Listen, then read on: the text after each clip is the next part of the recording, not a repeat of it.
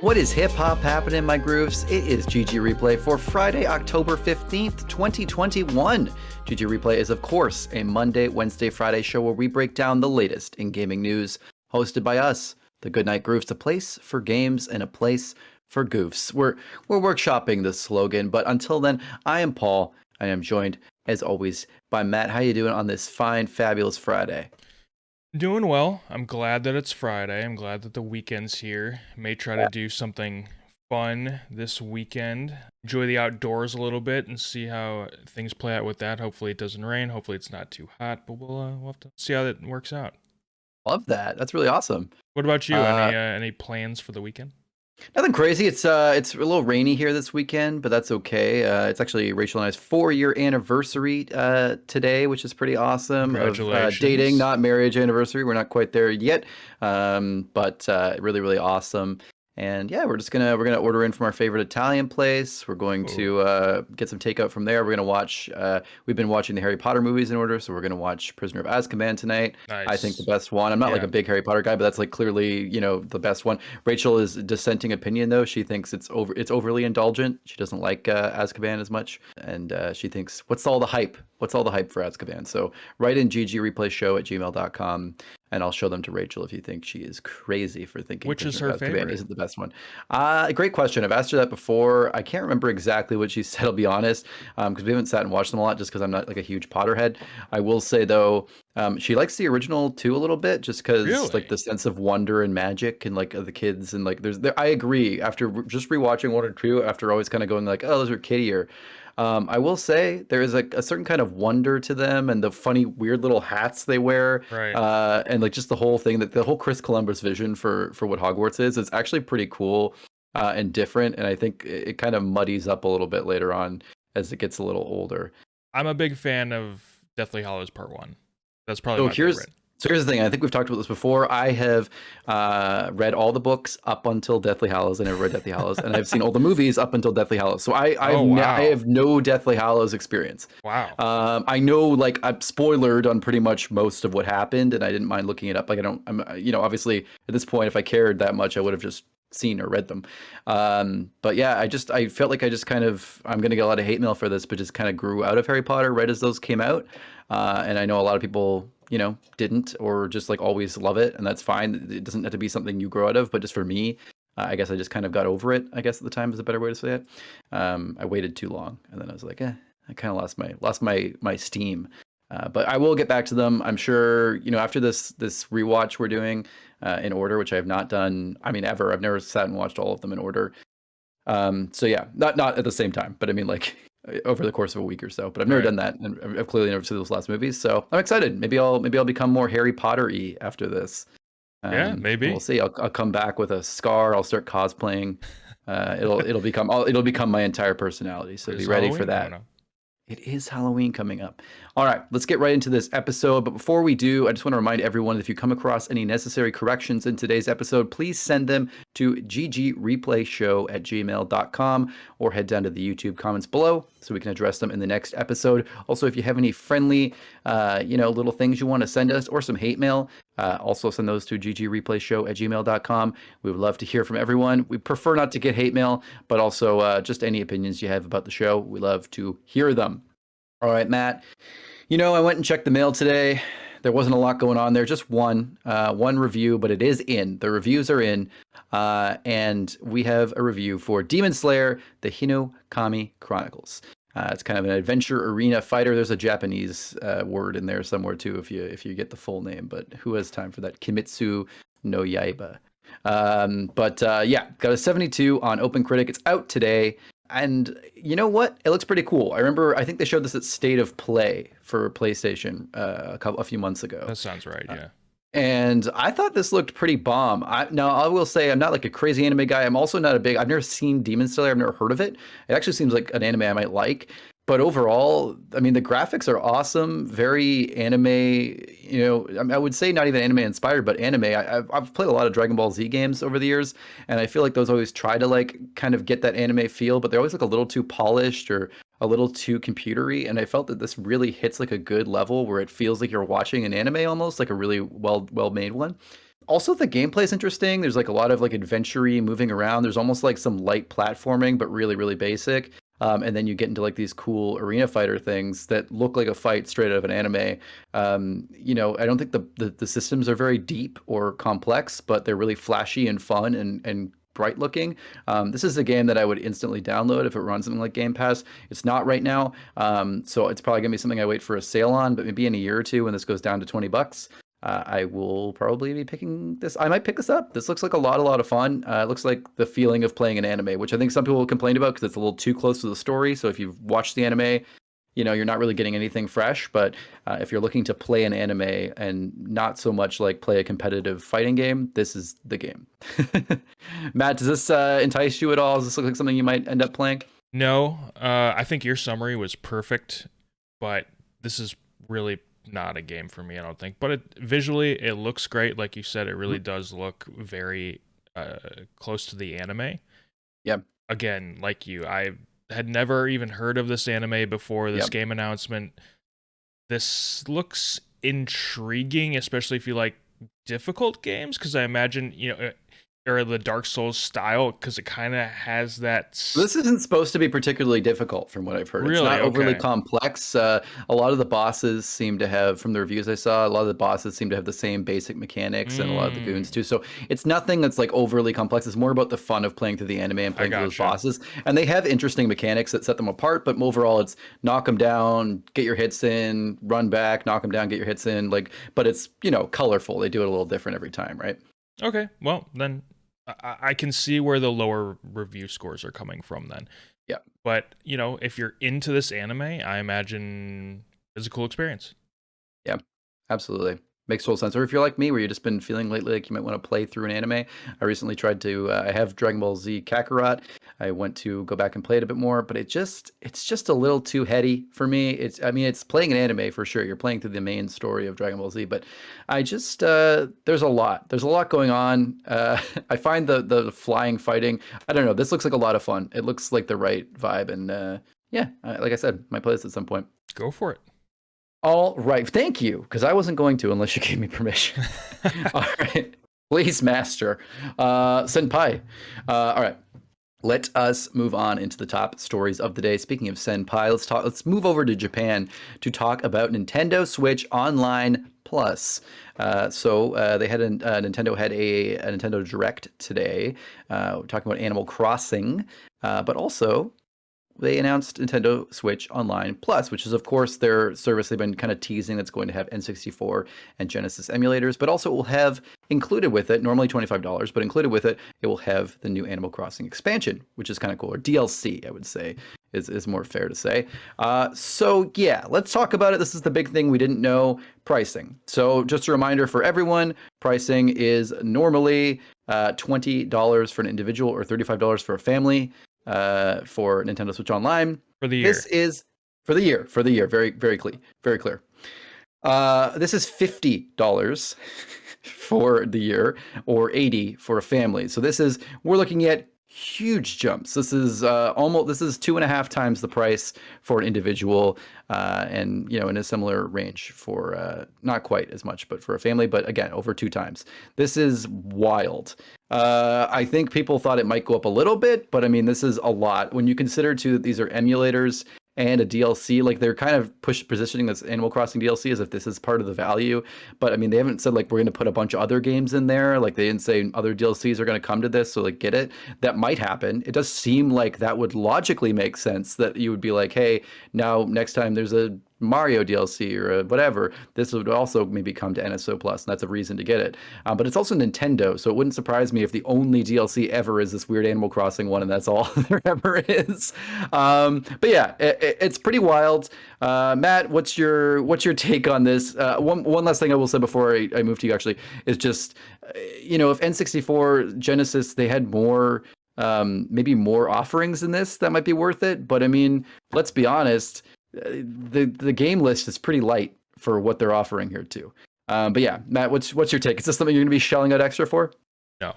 This is insane, and it pisses me off that they're going to get away with this. Yeah. and people are going to buy this. Yep. And it's going to be as if this was just fine and this was okay and this was the right thing to do.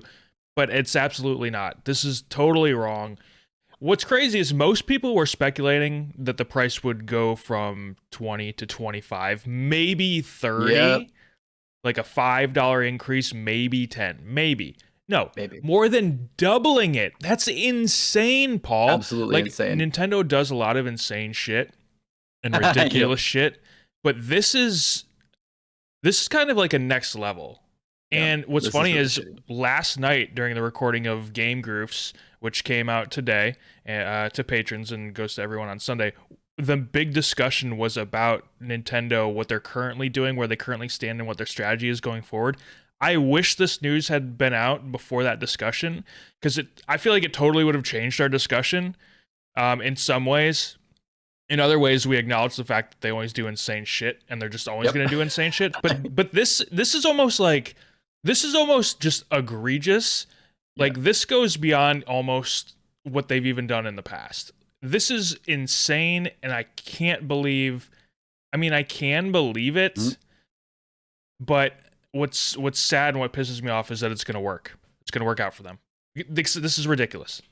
Yep, it is, and you got to consider too. Like people are like, "Well, what's the value of this over $20 for the regular yearly subscription for Nintendo Switch Online?" Well, I got news for you. I really don't feel like Nintendo Switch Online is going to be $20 in the foreseeable future. I feel like this is just the beginning of a weird price hike here. You know, if they can get away with it with this, that might change how they do it. They might come in with some weird offering or something that makes it worth it to pay an extra $10 a year for NSO, and they'll just pretend that that's always been the price. I don't know. It doesn't matter even if they do that. The fact is, this is pretty crappy, especially when these N64 games are their own games from what are we looking at now? 25 years ago. Come on, can't you just release them? Can't you just charge a flat rate for them? Or you're getting access to emulators. This is crazy for an extra, for over double the online cost. I understand online's already cheap for here, but it's not like the online's any good anyway. Most of the shit barely works. You don't have voice chat. You don't have a lot of good systems here. I was just going to say, we haven't even mentioned yet the fact that their online service already sucks. It's not even worth $20 annually. Yeah, exactly. $20 is like maybe the bare minimum here just to get online. Sure. Honestly, it should be free. But at this point, the idea that they're going to do over double that so you get access to a couple emulators and an Animal Crossing DLC, which you can just buy. It's not like they put it in here so you can only get it with NSO Plus anyway. This is so Nintendo, by the way. This is so Nintendo to include a DLC to a game that, yeah, I understand the game sold really well. I own a Switch. I don't have Animal Crossing. I don't plan to buy Animal Crossing. Nope. So this literally has no value for me. Nope. Why wouldn't there be an option to include the DLC and an option to just include the extra online services? This makes absolutely no sense. Why include a DLC for a game that is supposedly a part of the value? It's supposedly a large part of the value that not everyone has. Then you just need to include Animal Crossing. It would have only been $10 more, but we made it $20 extra because we threw in the Animal Crossing DLC. That's not what they said, but that's basically the vibe. And it's like, you gotta know that not everyone plays Animal Crossing, or even if they bought it at some point, maybe they don't play it anymore. They don't really care about this DLC. This is a very niche product. I'm not saying very niche is unfair. It's a niche product to a certain crowd, but it shouldn't be bundled with this at all, unless the price isn't going to reflect that heavily in a way where you can only get it like that. And now my dog sitting here right next to me is upset because she thinks that I'm stressed out now talking about this. You are. So thanks, Nintendo. You've upset my dog. Yep, you've upset the dog. That is egregious behavior, I have to say. So we got to move on, talk about something much more positive here. Let's move on and talk about 343, who released a deep dive on Halo competitive and ranked info. Pretty awesome. I don't know if you watched any of this video, Matt, but there was a blog post and a video go along here. Looks really, really, really, really cool. As we've talked about before on this show and Game Groofs, we're all really, really excited for Halo Infinite multiplayer. It's free to play, which is awesome. I mean, I'm a Game Pass sub too, so the campaign will be free anyway, but it's really cool. And yeah, let's talk about it. First off, obviously I don't play a lot of competitive. I will say I don't think any of us are Matt or I, or a lot of us really play a ton of competitive, but it is cool to see this stuff be focused on the right track. And this also kind of tracks for the whole game. So first off, there's like a big focus on, fair and even starts. So everyone's getting the same kind of stuff and starting the same way. None of this loadout kind of stuff, which is good. Mm. In addition, battle rifles back, baby, as a starting weapon, which is really awesome. They spent a long time talking about the BR, how they balanced it. It looks great. It looks like it plays great. It's called the BR-75 is their new version, and they've taken a lot of stuff from Halo 2, Halo 3, Halo 4, Reach. They've taken some of the best things from all of the different Halo games and put them together to make this like ultimate battle rifle, which is really, really cool. So yeah, it looks like it's not going to be like beefed up or anything, but just all of your favorite kind of ways it de-scopes and your favorite ways that it feels good with a kill and a headshot have all been put in here. And it looks like they put a lot of time and effort and care into it. Also cool to see no radar, like live radar. So, when you're running Mm. around, you're not going to get, little mini map icons telling you where people are, which is really, really cool. Again, I don't know how that's going to work for like non-competitive maps, but for competitive maps, that's there, which is cool. Yeah, and just looks like a good sense of on maps using the grappling hook, being able to use items really well, mantling properly. It looks like everything's built in a really smart way that makes it all worth using, but also still fair and even and competitive in a way where there isn't like crazy advantages. So awesome. Even if I don't play competitive Halo and I'm going to play more casual Halo, it's so cool to see the competitive scene be focused on, for the first time really in a long time. And I think that being a free to play multiplayer game is going to get a ton of new people and younger people in playing this and becoming competitive and getting into like the MLG scene. And I think this could really explode as a massive, I think Halo can come back as a massive competitive shooter game. So I'm really psyched for this, even if it's something I won't be necessarily playing competitively. Matt, does this stuff excite you as well? I mean, it's just more to see about how great and how careful they're being. Yeah, definitely. News like this really reassures me that 343 definitely seems to think that they have to get this right, which I think is the case. I think they have to get this Halo game right. Yep. Otherwise, they'll have continued to dig a hole for themselves. And so it's good to see that I think they understand that and they're taking their time and they're taking care and they're paying attention to detail and what matters to players. And so that's always good to see. I'm very excited for Halo multiplayer, especially the fact that it's free. I love that. We love free. Like you said, competitive and ranked stuff probably won't really be my thing, but who knows if it's done really well and if it's like as they're saying it's fair for everyone, then yeah, maybe it's something that I jump into at some point if I start to feel comfortable with the regular multiplayer. And it's also interesting. I noticed people speaking about too. Apparently, there's going to be competitive ranking or something. For it's going to be divided by input too. So if you're like a mouse and keyboard player, they're going to keep you. You can keep with other mouse and keyboard Okay, players, and console and controller players are going to have different setups as well. that's I think probably that's good. even going to be based on. It's not just going to be like PC too. I think if you're like on a PC and using a controller, that'll be noted as well. Because there's a lot of people saying like dead zone or not dead zone, but auto aim and some of that stuff just to kind of lock on and stuff that you can do with a controller. In some games lately, that's been seen as is a bit cheap in certain scenarios. Apex Legends, I know if you get really close up with a controller, you actually end up having a little bit better control than you would on a PC with mouse and keyboard. So I think that's like getting to that level too, where you can make that fair, which is cool. Because yeah, it's hard to balance those. I will say one last thing too. When you said that digging their own grave thing, all I could think of was that red versus blue line where someone dies. I can't remember the exact bit, and they said, well, we don't have any shovels. What are we supposed to do? Shoot them a grave? Which I thought was kind of funny. All right. Moving right along, talking about some other games on the horizon. We got some details on the GTA Trilogy remaster that have leaked, provided by Push Square. The details were accidentally posted early to a page on the Rockstar website. Quote, play the genre-defining classics of the original GTA trilogy updated for a new generation. Now with across-the-board enhancements, including brilliant new lighting and environmental upgrades, high-resolution textures, increased draw distances, GTA 5 style controls and targeting, and much more, bringing these beloved worlds to life with all new levels of detail. Matt, does this make you a little more hyped for GTA Trilogy? No, because I think that this is largely what we were thinking. I'm pretty sure I even said it was really just going to be upresed and improved controls, and that looks to pretty much be what's happening here. I know that GTA 3 The camera controls were really limiting. Yeah. It's one of those things where in my mind I remember it controlling perfectly normally, but in reality it didn't. Yep. So it's going to be, like they said, closer to GTA 5 style controls, so that's good. Of course, GTA 5, like a lot of Rockstar games, because Red Dead does this too, almost feels tanky. Your character feels very heavy and Yep. weighty. So regardless, Rockstar games don't feel the best controlling, but it is what it is. High res textures, improved lighting, environment upgrades, increased draw distances. Yeah, it's really just visual enhancements.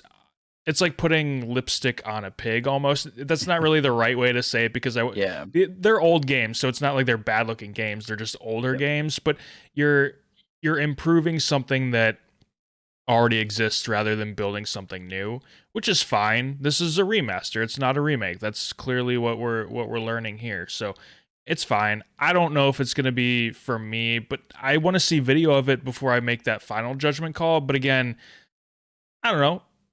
We always have to remember it's going to be on Switch, it's going to be on mobile. So it can't be groundbreaking, it is what it is.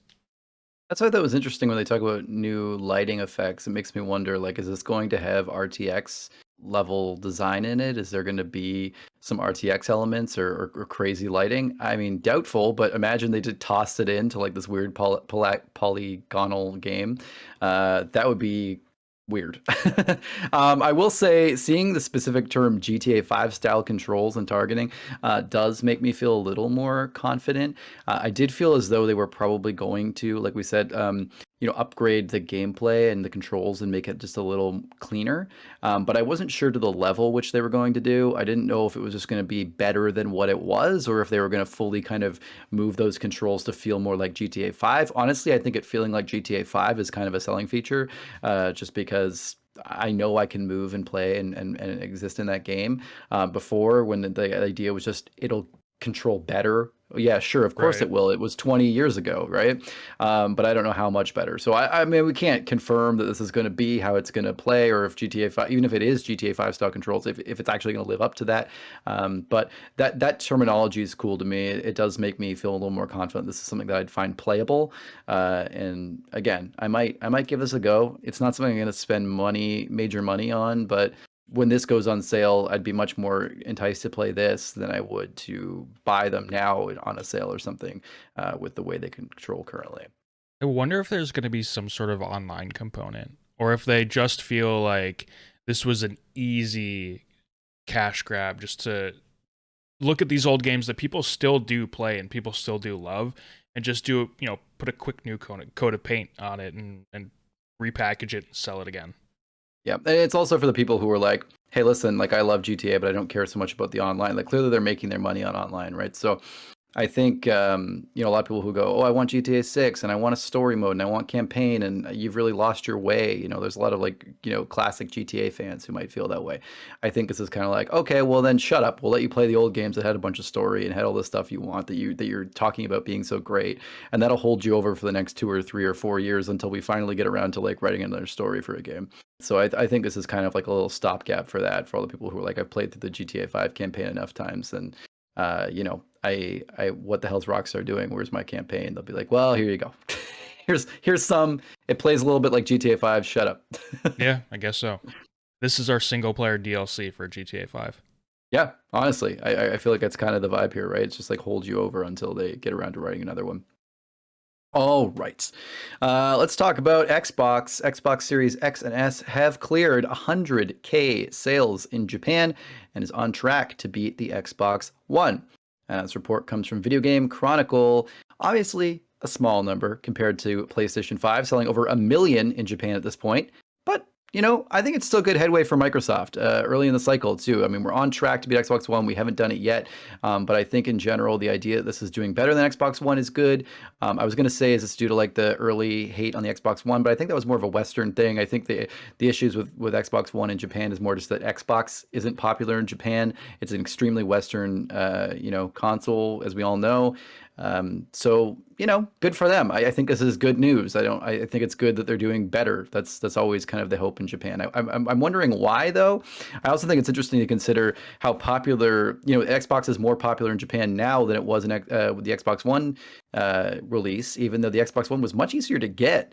I mean, Right. obviously, Series S. I mean, you can get them. I'm not saying it's impossible, but Series S is much easier to get. Series X is still difficult to get, and yet we're seeing better sales. So interesting to see. We've seen it across the world too. That in general, sales are doing really, really well on these two new consoles. I mean, in PS5. I mean, as well. Matt, do you have an idea of maybe why this is taking more? Becoming more popular in the world, or even just Japan? Maybe why we see more Xbox going on? I think it's an example of two things. One, gaming just in general growing, and Hmm. two, just sort of the globalization of the world progressing further since the last generation. Not really surprised by this, but like you said, it is really interesting that despite all the supply chain issues, that these two consoles are still outpacing their predecessors.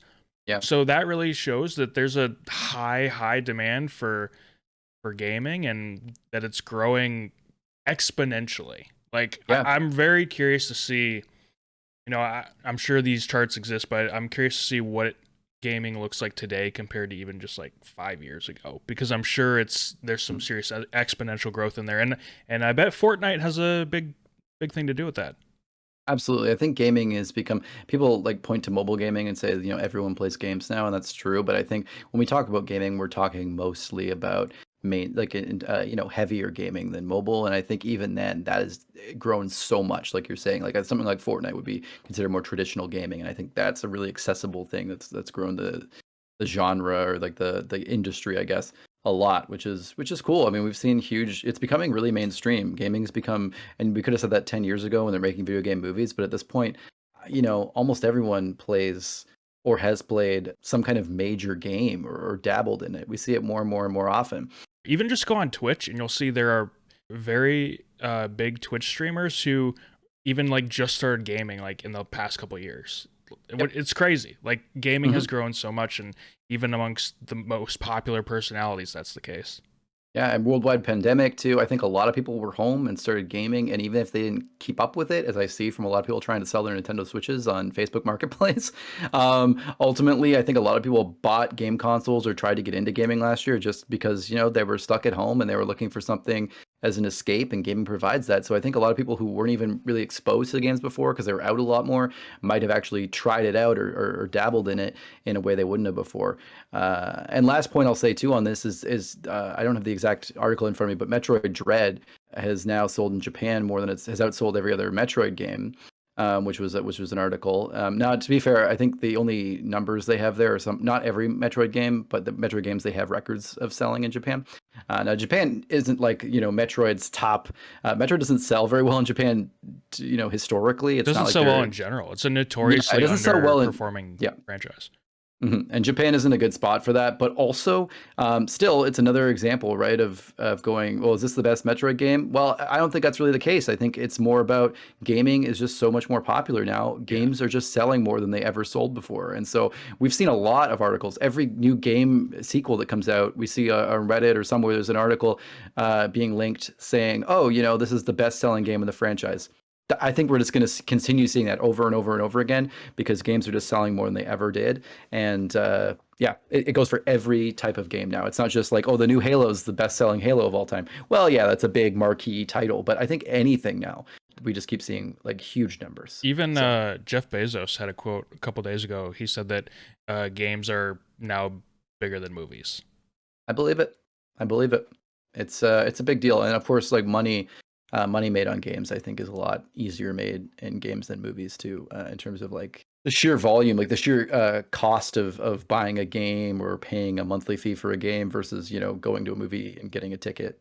Big difference, and the overhead's a lot different in terms of like having to run theaters and having to pay to show movies and stuff. So And you yeah, can't put it's pretty cool. microtransactions in a movie.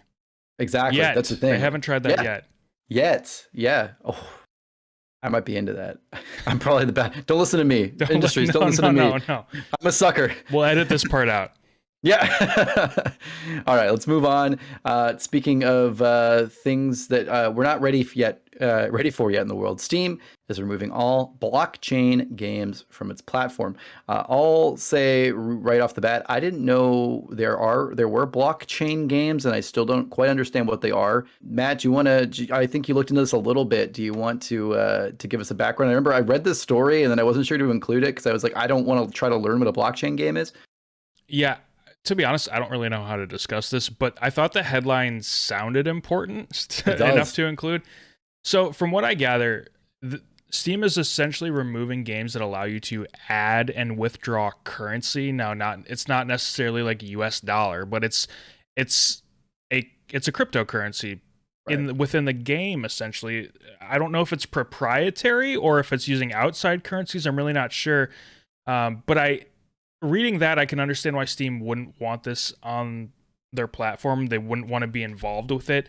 I'm sure there's a lot of liabilities when you're essentially acting as a bank almost through the game if you can withdraw Right. and deposit currency. So yeah, I think that this makes sense, although to completely understand it, I would really have to dig into it a little bit more. But it seems a little bit they're not really games, I Yeah. guess. There's more I did, to it. I did see that there are games that exist that also include or sell or have some kind of system with NFTs, Yeah. and they've removed games that have NFTs built into the game as well. So those are, I think there are games in there as well that are NFT based or they have NFTs in them in some form.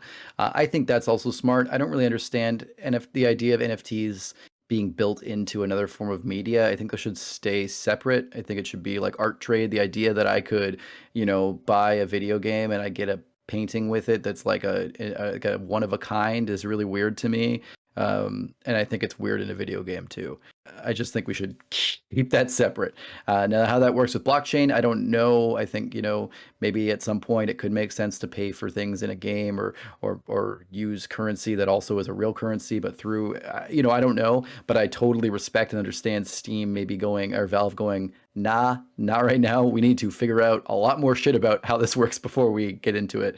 Or maybe they've looked into it and they know it's not going to be good for them. So I, either I way, I think it's no similar Bitcoin trading to on Steam right now. I think it's similar to like if I was playing a slots game or something like that where I was inputting my own money and then I could win actual money from the game, or like poker or something like that. Like if I was playing against, like you can't put that on Steam. And so I think that this sort of thing falls in that same similar category. Yeah, it could be, gambling or money laundering of some degree. I don't want to like Right. paint that on things, but certainly when you're dealing with, again, the issue with blockchain and crypto is that, you could buy something and then the value of that tanks and now all of a sudden it's not worth what it was. And these are really difficult things to deal with in regulated markets as it is, but especially in fucking video games on Steam. Yeah, I think they're going to get a lot of hate, a lot of issues, a lot of potentially, like you said, legal issues with someone saying, hey, maybe I bought this on Steam or maybe I put this on Steam. I put money into it and then all of a sudden the thing I got isn't worth anything anymore or something. That's, yeah, like you said, there's no slot games on there. It's not pogo.com. And they should just steer clear, I think. Now, if we're talking out of our ass, leave a comment, please, or email Yeah. us, ggreplayshow@gmail.com. If we just are completely explaining it wrong, let us know. Yep. Yeah, please, because we're trying our best here. NFTs are already pretty difficult, and I am trying to pretend I know what they are. Like I'm trying to pretend I understand them mostly, but I still feel like I don't 100%. But we're trying. We're not blockchain bros. We're crypto cuties. All right. Moving on. Final story of the day. But before we get into the final story, I just want to remind everyone, if you are listening to this right now, if you could just please open your phone or check your computer or whatever you're listening to this, and just give us a like or a thumbs up or a 5-star rating on whatever podcast app you're enjoying this on: Spotify, Apple Music, or Apple Podcasts, whatever, any of that kind of stuff. Really, really helps us out. I understand if you don't have any money to contribute to us, or you can't listen to every episode. Totally understand. But if you could give us a rating of the episode you're listening to right now, it means the absolute world to us, and we would really appreciate it. All right, moving on to our final story of the day. EA. I don't know if you knew this, Matt. EA stands for Electronic Arts. Oh, really? Yeah. All right. That's the show for today, folks. No, EA's potential FIFA rebrand reportedly stems from FIFA asking for $1 billion for the naming rights.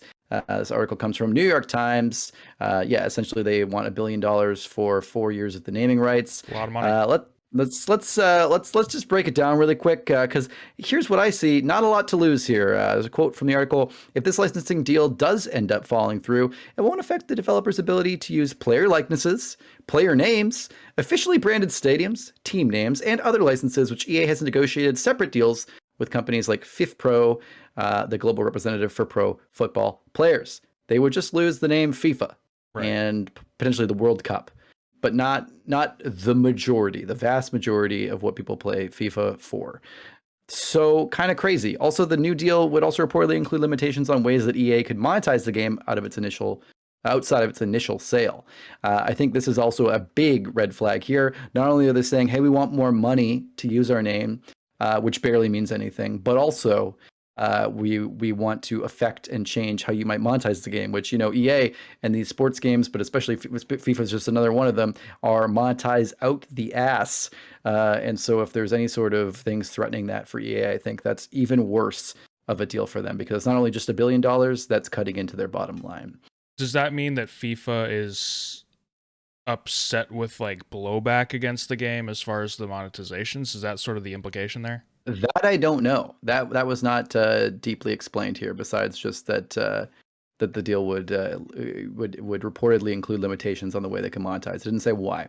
So my thoughts on this are, EA is the only company making soccer video games that has the money to negotiate a deal like this. So FIFA is either going to not get it. So either the $1 billion is going to be paid for the deal, or FIFA is not going to have a deal, or it's going to get lowered and EA is going to pay it because FIFA can't go to any other company to pay for the licensing. EA is the only one who can afford that. Unless Microsoft said, well, we want to make a soccer game, so we'll do it, or something like that. But EA probably has exclusive licenses to all these stadiums and teams and player likenesses and all that. Exactly. So it's them or nothing. So FIFA's either going to have a deal for less money, probably, or they're just not going to have a deal. So it's kind of, EA has the leverage here. I mean, I think eventually it'll go through because FIFA's going to want some money for it, because why not? Probably won't be $1 billion. It'll probably be a little bit less. Yeah, I think this is not going to end up being a rebrand. I think ultimately at some point FIFA is going to cave. But also, I mean, not to say, EA has some pretty scummy stuff here, but I mean, they're certainly not as corrupt as FIFA. FIFA is one of the most corrupt organizations, especially sporting organizations in the world. Yeah. It's absolutely filthy. So I think looking at this, like, fuck FIFA. It'd be great if they didn't get any cash. But on the flip side too, EA is not really a shining example of our favorite consumer-friendly company over here too. So I mean, I'm not really rooting for either of them in this scenario. I think the game's going to be what it's going to be either way. I think you're right though, Matt. I think ultimately, FIFA's going to cave. FIFA has a lot of leverage and a ton of money. They're super rich. I don't think they need the money from the game. So I mean, they could just make a no deal, but I think that's not in their interest. I think they'd rather just get a little less. Yeah, it's free money. They don't have to do anything. Yeah, exactly. So I think that makes a lot of sense. Ultimately, makes a lot of sense for that. Sucks though. In general, it sounds like weirdly the limitations on the monetization would be good. I don't know exactly where they would come from or how that would work. It would be nice if those were imposed. Really weird to see that FIFA's doing that. If anything, it's more like, I guess we can't get all the cash from you monetizing the shit out of our game in a shitty way, and we wish we could. So we're gonna stop you from doing it, I guess, maybe. Yeah. Take your ball and go home kind of move here. Or if I can't have it, no one can. I'm not sure exactly the reasoning there. But yeah, I think we're still going to see EA have FIFA. I don't think we're going to see any big differences. But maybe we'll get Microsoft's FIFA with no licenses to anything but the name FIFA, and and that's it. Or maybe Maybe. if EA doesn't want to pay $1 billion outright, maybe it's half that, but then FIFA gets a percentage of Ultimate Team microtransactions or something like that. Who knows?